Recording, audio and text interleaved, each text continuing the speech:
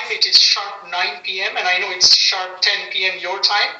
So I think with respect to your time, I think we can begin. I'll just share the document that you sent. Okay. Let me know if you can all see the document. Yes, we can. Okay. So with your permission and everyone's permission, and with the holy name of Nur Maulana Shah Karimul Seni Hazir Imam Salawatullah Alaihi, I ask for his tawfiq, ta'id, himmat wa yari, because without his help, without his ta'id, without his inspiration, without his blessing, and without his khana vadan, I know this Garib and Nachis, I could not say a single word, and I would not be here today without his blessing. Once again, my name is Aziz Rashfari. I live in Dallas, Texas. I just want to assure you I am not an Alwais. I do not represent Itrab. I'm just a very, very insignificant particle of the Jamaat. I am not a Hafiz-e-Quran. Hafiz-e-Quran, meaning I have not memorized the entire Quran or anything, but I do love Quran. Quran inspires me. I love to match the Quran with the Ginan and the Faramin. And this one saying of our present Imam truly have inspired me more than ever. And that is, what is written is for all, but batin is for our Jamaat. This one line from our Imam-e-Zaman has truly inspired me further on my search in the Quran. The very ayat that we are about to read, and we will try to understand, there are other three ayat which falls under this ayat actually. We will not cover those three ayat today, but next time if opportunity arises, I would love to come back and we will discuss those three ayats combined.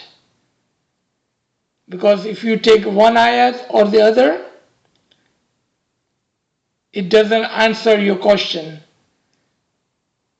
Quran is such an amazing book with such a wisdomful words, and in a very wisdomful way, Allah has scattered the ayats all over the Quran. And that's why at the beginning I said I'm not a Hafiz of Quran, but I'm an Ashik of Quran. Because I love the Quran. Then when you love something, what do? You look into it, you try to understand it, you try to combine, you try to connect. So if you are scholars, like I understand you are, and I hope you have a paper and pencil in your hand, because today you will need it. And at the end, inshallah, we will leave some minutes for questioning. Write down these three references of the Nur. Those three ayat falls under this ayat. To completely understand this ayat, You also need to read the ayat after this one, which is number 36. The ayat we have in front of us is Surah An-Nur, Surah number 24, ayat number 35. This ayat name is also Ayah-e Nur and is also called Ayah-e Misbah. But the ayat right under this ayat is also a very, very important ayat for you to further understand this ayat. We will not cover this today unless someone asks to, otherwise we will cover this next time. So write down these three references. Surah Tawbah, Surah number 9, ayat number 32. Surah Tahrim, Surah number 66, ayat number 8. Surah Hadid, Surah number 57, ayat number 12. In that particular order. When you read in that particular order. Read Surah Tawbah first, Surah Tahrim second, and Surah Hadid third. So whenever you have a chance, read, think, and then we will talk about it, inshallah, next time sometime, if opportunity arises. So let's come back to our today's ayat, Ayah Nur.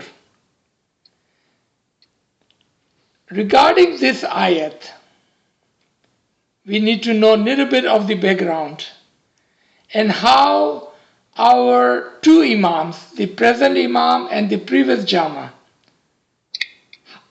how they have brought our attention to this ayat.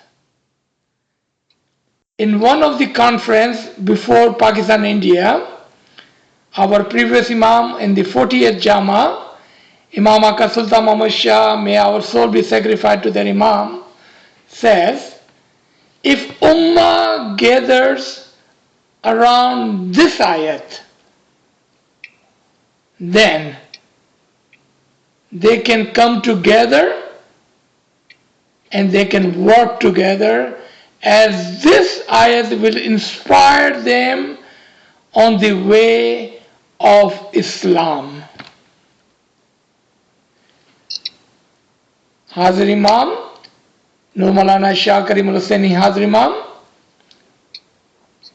in his golden jubilee, draw our attention to this ayat along with Hadith-e Saqlain.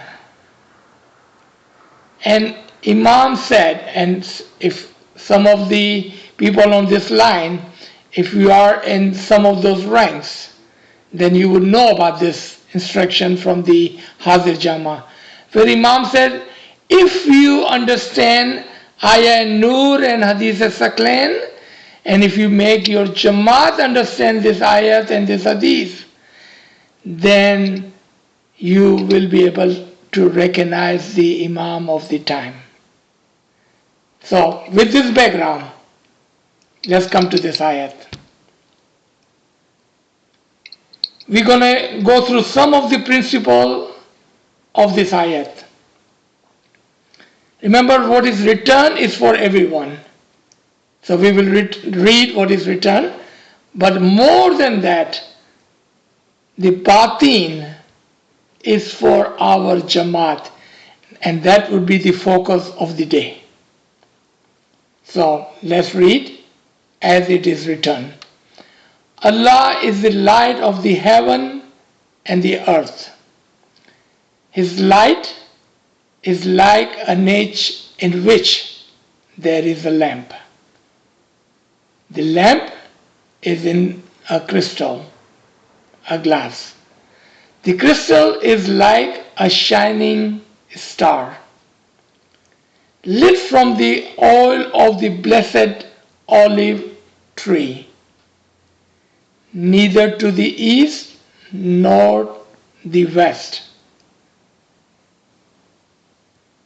whose oil would light, glow, even without being touched by fire. Light upon light. Allah guides whoever He wills to His light. And Allah sets forth parable for humanity. For Allah has complete knowledge of all things. So let's talk about some of the principles to understand this ayah. In the Qur'an there are some khalid, keys, the principle.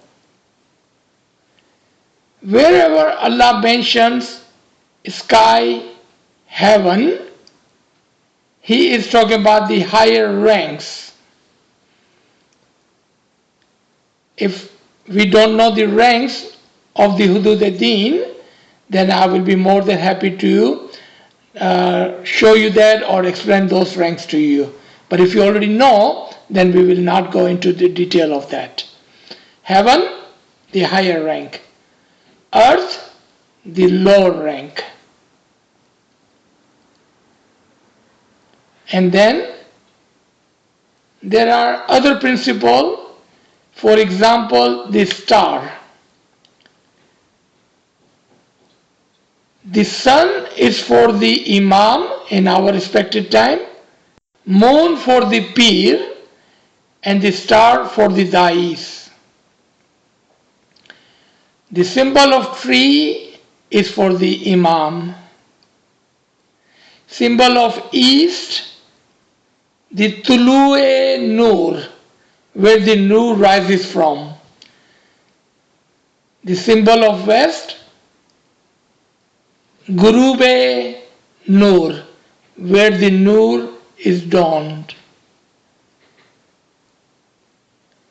Nuran Allah Nur, Nur upon Nur, that is the symbol of Silsila Nure Imamat, the continuation of the light of Imamat. And we will go in more detail about that in a second. The word Allah's, humanity. When Allah uses word like humanity or muttaqeen, righteous, or you amongst those particular segment of people, or oh you who have believed, the Mu'mineens. Those are the different ways Allah calls upon people. So you have to be very careful who is Allah talking to. And you will see why Allah has used the word humanity over here, not righteous, not mu'mineen, not oh you, not oh believers. And we will see that why He has used the word al-nas here.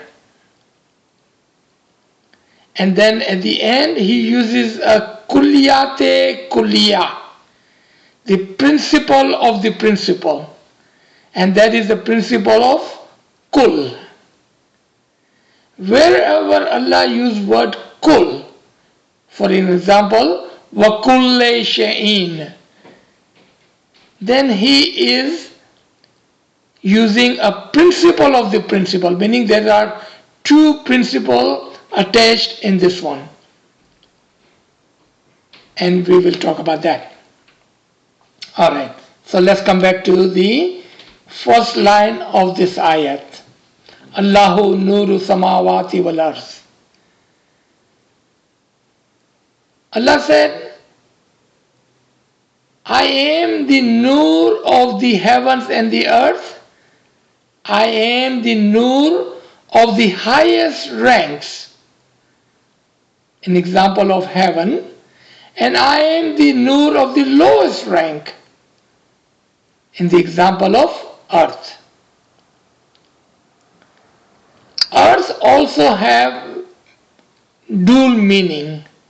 One, lower rank, and second, personal world. Personal world. In our Dais and Hujatan language is Alame Shaksi, personal world. And you will see why am I drawing your attention to this particular term, personal world, Alame Shaksi.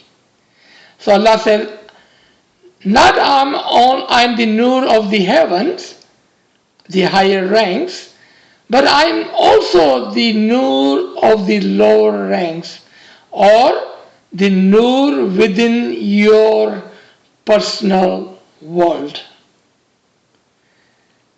There are 5 Batini higher ranks, and there are few lower ranks in the example of earth. The higher ranks are Aklekul, Nafsekul, Natik, Asas, Imam. Universal intellect, universal soul, Natik, the prophet, Asas, the Imam, Maulay Ali Murtaza, and then Imam, all of the Imam-e Musakkar, permanent Imam, one after other. 5 higher ranks. The higher rank of Batin. 5 physical ranks. You will notice that Imam is again of the 5 physical ranks. Imam, Hujjat, Dai, Mazun, and Mustajib. Dai, the caller. Hujjat, the peer. Mazun, in our simple language, al-wise. Mustajib, the one who says, I like to learn, teach me. You notice, in these ranks, I never mention a Mu'min.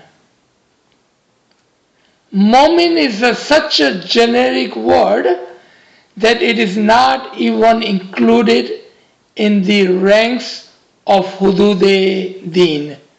Hudud-e-Din, hierarchy of religion. Because Mu'min could be anyone, any good person. It could be Ismaili, a Muslim, non-Muslim, Christian, atheist, doesn't matter. If he's a good, you can say generically, he's a Mu'min. To be part of the earth and part of the heaven, you have to be one of the Hudud-e-Din. If anyone needs a list of that, I will be happy to share that at the end of the session. Okay. So, we understand the first line that Allah said, not only I am the Nur of the higher ranks, like Asas, Natik, and Imams, but I am also the Nur of the lower rank, like Mustajib, Mazun, Dai, Hujjat, and Imam. And Imam, you notice, is on the both sides of the ranks. But then he says, the example of my Nur is of a lamp. The question should arise in our mind instantly. Should the example of Allah's Nur be of a sun? Because that is the most brightest, most large body of Nur. But Allah said, no. Example of my Nur is of a lamp. Why? What is it about lamp that we cannot get from the sun? Think for that a second. ask yourself a question. What is the attribution of a lamp compared to a sun? Can you bring the sun in your home? Can you keep the sun inside your home at night time? Can you penetrate the darkness from the sun at the night time? Can you light another lamp with the sun? Can you reach sun as you can reach the lamp? You can do a lot with a lamp. The reason for the lamp is that with the lamp you can light another lamp. So Allah is saying, the example of my nur is that you can take nur and you can light another nur, another nur, another nur, and as many nur as you like.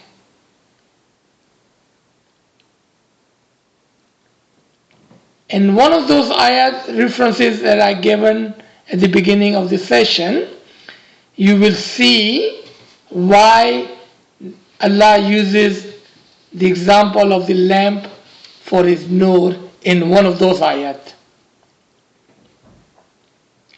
But where does Allah keep this lamp of his nur? In a niche. Niche is that place in your home, especially back home in our old homes. We would have this kind of small hole in the wall, but a little bit above the level, like 4, 5, 6 feet high, so children would not touch it, but elder can keep the lamp there out of the reach of the children. And second, no one can accidentally drop this lamp. And the third, from the height, the light in the room will be much brighter because it is a little bit higher from the 4, 5, 6 from the floor. The niche. So this lamp is not sitting on the floor, this lamp is not sitting on a counter, but this lamp is sitting a little bit higher in a safe place in the wall. What is the example Allah is teaching us? That my nur, my light, comes from the higher rank, from the higher places, not from the lower places. So do not keep my lamp, my nur, on the floor, but think of yourself on your own body. We have three beings, right? Our physical being, our spiritual being, and our intellectual being. Keep my nur at your forehead, at the highest level, at your forehead. In the Gujarati, in Gnan, we call it Bamar Gofa. In the Arabic language or in the Persian terminology, it's called Hazira-e Kus. In English, forehead. The place for the intellect. At the higher level. From there, it will give the light to the entire room of your personal world. It can light your personal world, your alam-e shakhsi. Now, let's come to the next part. But this lamp is in a crystal, in a glass. What is the function of a crystal glass that you put around the lamp? It does two things. One, it does not let the outside air to come and blow away the nur of the lamp. So it protects from the air. Second, the crystal itself glows and multiply the light of the lamp inside. Now imagine that this lamp has a dual function. Protects the light inside from the outside air, and the second, it multiplies the light and glows through the glass. It multiplies the light.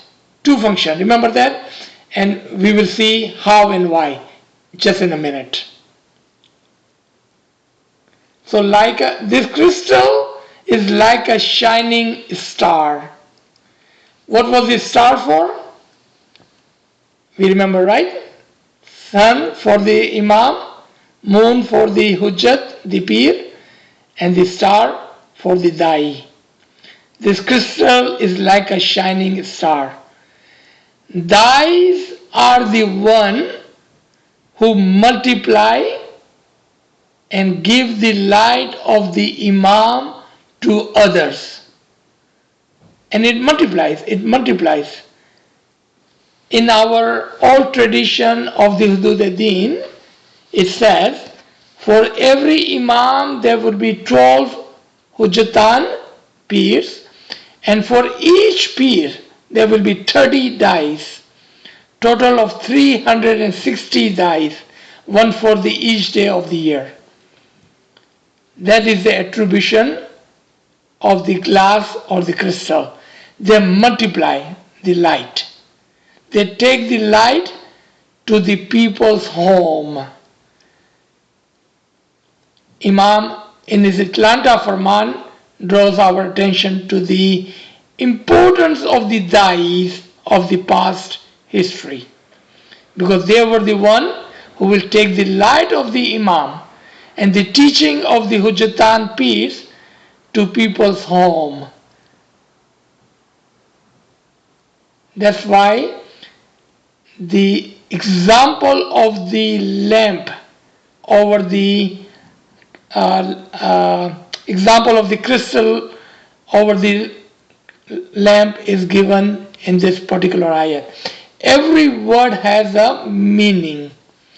The word kokabe duri, even though simple translation is shining star, correct? Kokabe duri. But it actually is a twinkling star. It gives light when you need it. It guides you when you need it. And it penetrates the darkness.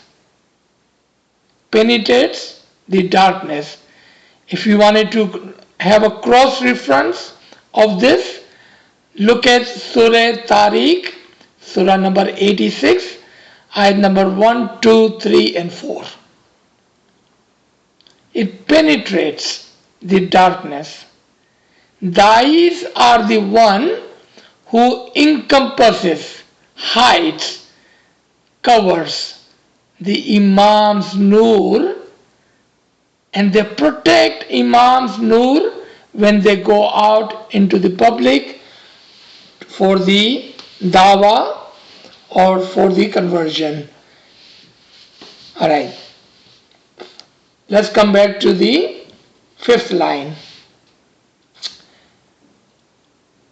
But this lamp is lit with olive tree.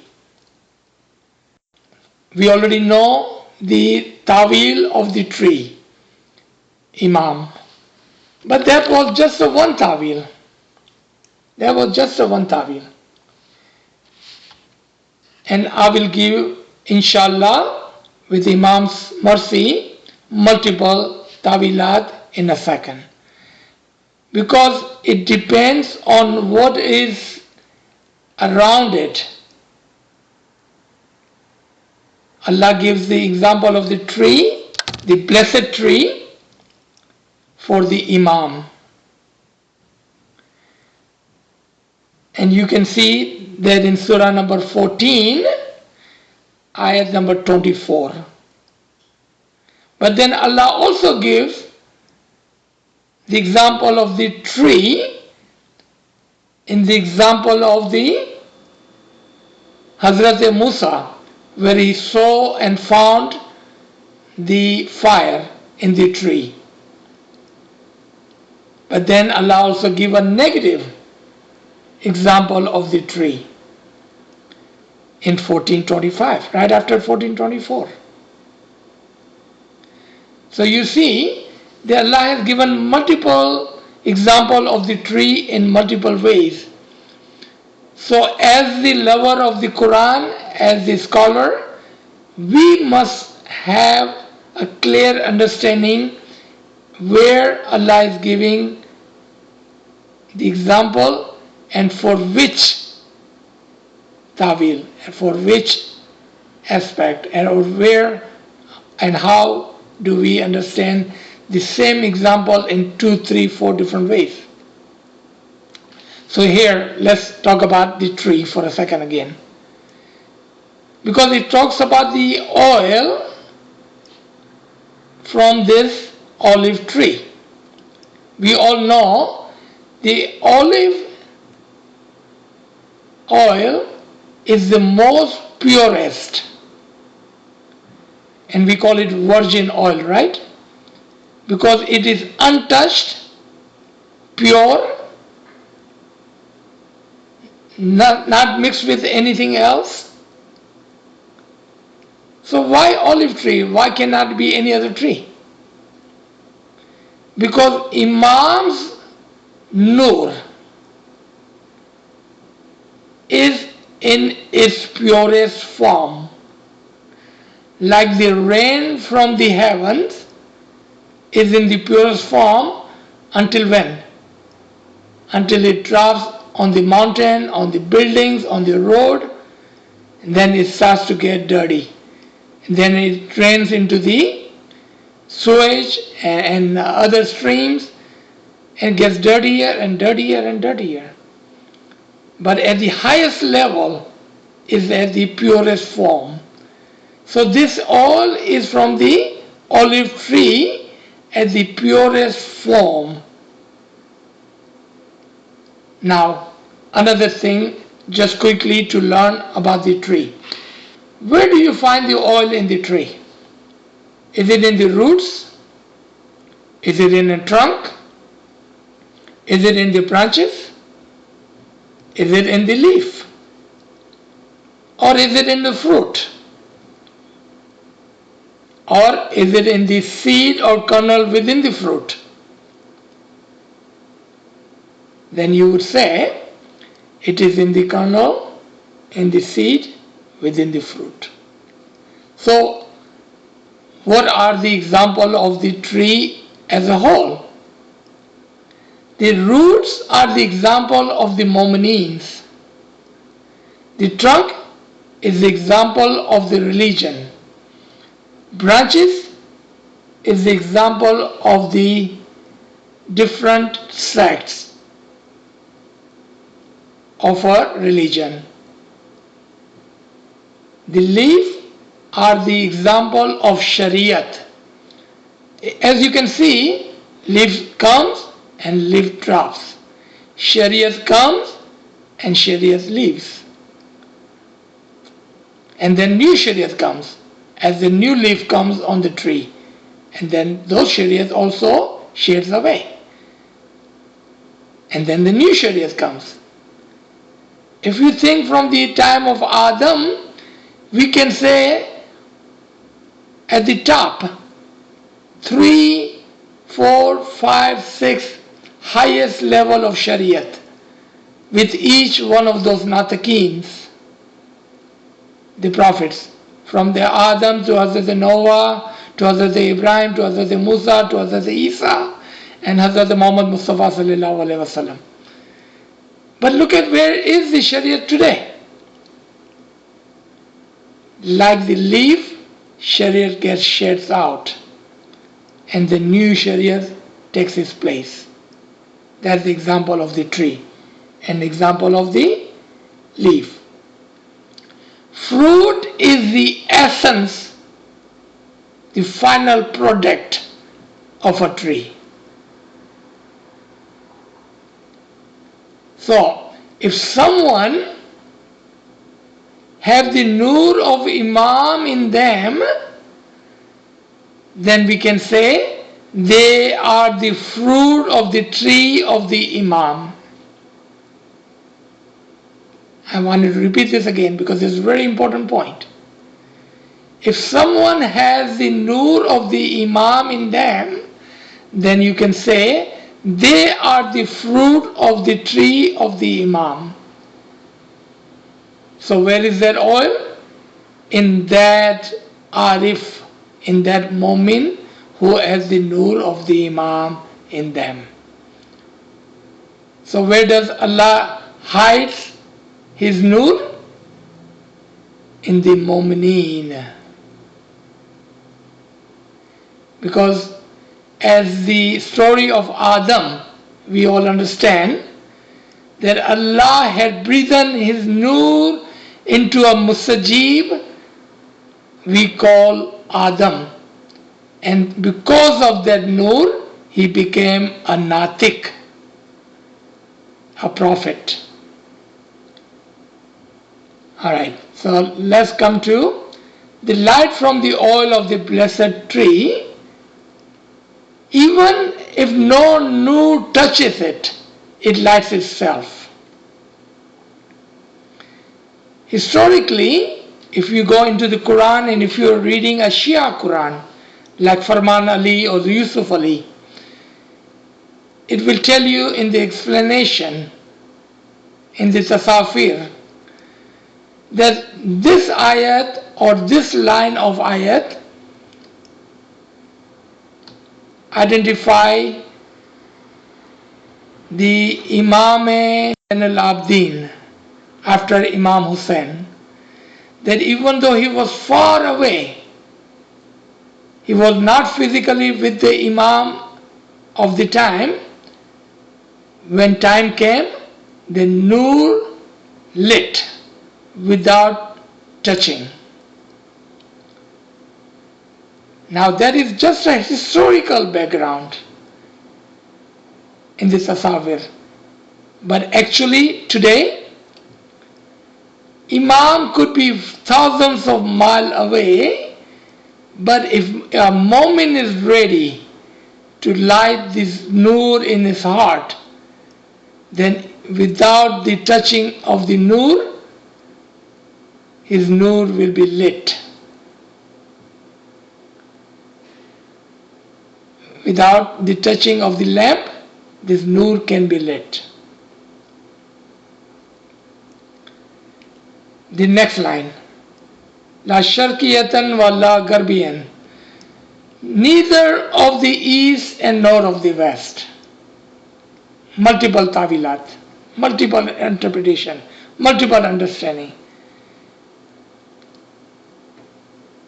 It sounds like this nur is not of the east or the west. Actually what it's saying, it is not only of the east or the west, but of the omnipresent.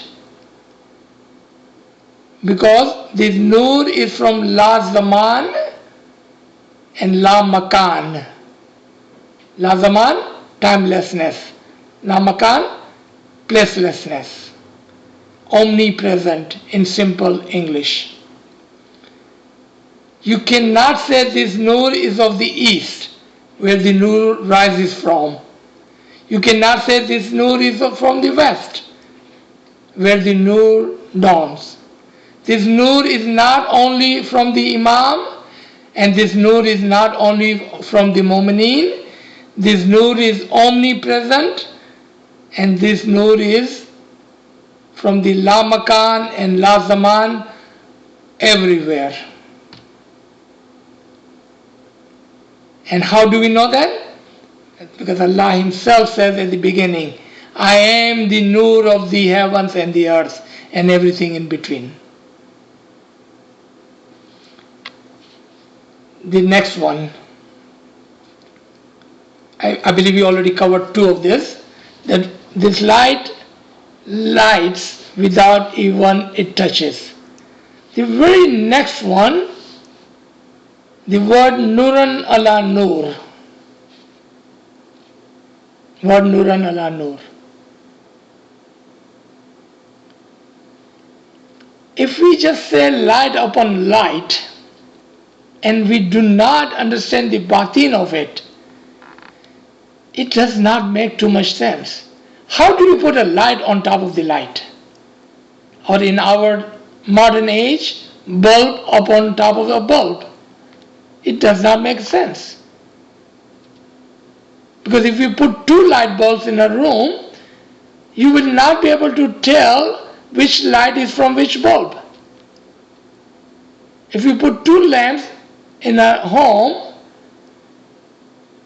the light will be intermingled and you will not be able to differentiate between one light from the one lamp to the other lamp. So what does Nuran ala Nur means? The light upon light.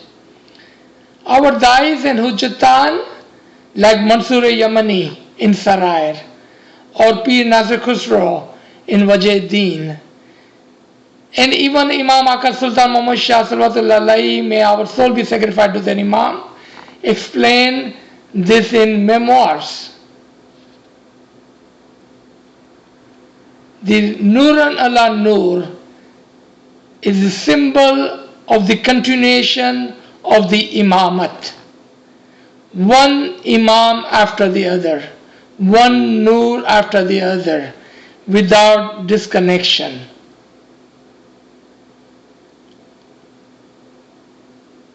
In one of the Mullah Ali's call, he says, I am the son of the king and I am the father of a king. Nuran ala Nur. Imam after Imam after Imam after Imam, son Imam, father Imam, father Imam, son Imam, continuation of the light of Imamat. Nuran ala Nur. Now, if you think back to that quote from Imam Aka Sultan Muhammad Shah, Salawatullah Alayhi, may our soul be sacrificed to that Imam. He says, if Muslimin gather around this ayat, then there will be no sects. Because the principle of the Imam and Imamat is hidden in these three words, Nuran ala Nur. Look at the smileys around the world. You could be Afghani, Tajiki, Hunzai, Chitrali, Khoja, African, from Syria. You could be living in Australia or in Russia. Doesn't matter. We are all connected to the one single Nur and to the one single Jamaat and to the Imamat of the Imam of the time. When it comes to the Imam, we are all same. We are no Khoja and no Badakhshani and no Syrian and no African, nothing. No Gujarati, no Kachi. We are all one under the one single umbrella of the Imam and the tradition of Imamat. Nuran ala Nur. That's the principle. One Imam after other. No one can say that I believe in one Imam but not the other. So if, let's say, someone who believes in Mullah Ali and Imam Hussain, and then they say, okay, I'm still Ismaili, or they can say, okay, I believe all the way up to Imam Ismail, and that's it. Or Imam Hussain Sibila, and that's it. Or Imam Aka Sultan Muhammad Shah, and that's it. No. Even a new Ismaili becomes Ismaili today and believes in Hazar Imam, present Joma, he cannot say, I only believe in Hazar Imam and not other Imams. Because they are all interconnected with one single soul. Is an entire package from Ali to Kareem. One single Nur. You cannot have one or the other. You have all in one single Nur. Now next 3 ayat, we're going to talk about the humanity. Remember we talked about in the beginning why the word al-nas? In this 3 ayat, Allah guides whomever He wills to His light. Question again to ourselves. So does Allah wants only to guide few and not the others? How can it be? Imam as a guide, Allah as the most merciful, should He not guide all to His light? But Allah said, no, I only guide who I will. Then again, we have to go back to the Qur'an and say who does Allah will and who Allah does not will. How do we know Allah guiding whom and who He is not guiding? The simple one, if you wanted to look at it, is in our dua. That the inam is on those who is on Sirat al-Mustaqim. And keep me away from those who have gone astray and who are from munafiqeen. So who's inam on? The righteous. Write down a reference. 64:11. Allah guides whoever believes. Almost the same word as this. Allah guides whoever He wills. And this ayah says Allah guides whoever believes. So if you don't believe in the Imam, He's not responsible to guide you. He guides the muttaqeen, the purified. He guides the believer, the mu'mineen. So that's how we need to learn how to connect. How do we understand one part of the ayat from one place of the Quran, and how do we find the explanation of the same ayat in some other place in the Quran? So who does Allah will? Those who believe, then Allah wills for them. So now the question is, who does Allah does not will? Write down the reference. Surah number 2, Surah Al-Baqarah, ayat number 6 and 7. It's very small ayat, read combinedly, 6 and 7. Allah does not guide the disbeliever. Matter of fact, He blocks their heart. He blocks their heart. He shun them. Because they don't believe, He shun them. Just block it. So this ayat with these 2 references is easy to understand who does Allah will. Now the next line, that Allah sets forth parable for the humanity. Meaning the example is for all humans. They don't have to be Muslimin. They don't have to be Quran reading people. Example is for everybody. But the tawil, the batin, the understanding, the light, the highest batin of the word is for the muttaqeen. Does this sound very familiar? What did Hazrat Jama tell us? What is written is for all, for the humanity. The batin is for us. Who are we? We are the muttaqeen who follows the Imam-e-Muttaqeen, the Imam of the time. So example is for everybody. But how do you even understand example? Without the nur, the light, and without the guidance, the hidayat of the Imam. The very last line. For Allah has complete knowledge of all things. And here I have said there is a kulliyate kulliya, principles of principle. And what is that? Principle of kull. If anybody who is a researcher on this group, do a research on wakulle sha'in. Just take this word, wakulle sha'in, and do research and see how many ayat you will find with the word wakulle sha'in. And you will come to know that each ayat is either for the Imam Mubin, or for Allah, or for the Qur'an, or for the Prophet, or for the knowledge. So what is common between all of this?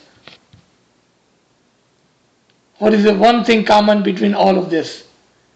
Nur.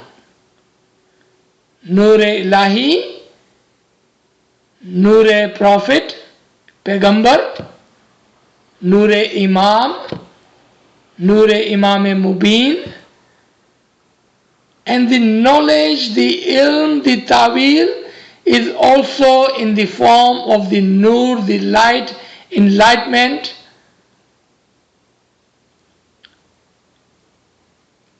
So when Allah talks about a kul, the principle, then what he is saying?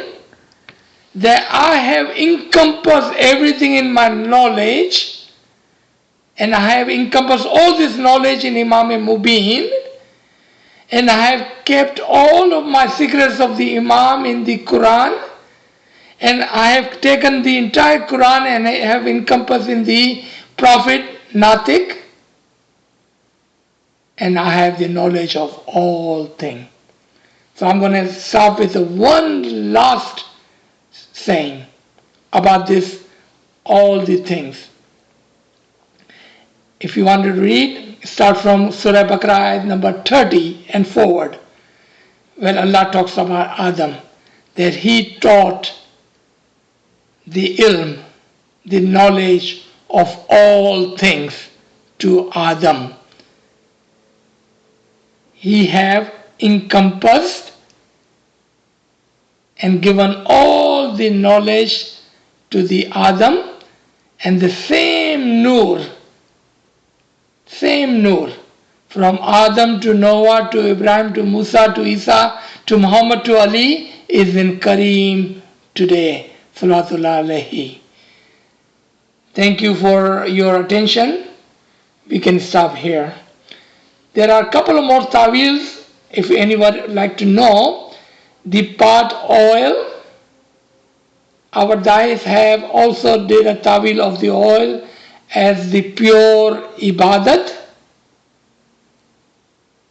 and the oil of the tree, the pure ibadat of the Imam, and one more tawil, the last one, the oil of the blessed tree, the Isme Azam of the Imam, we call it bowl. Thank you very much.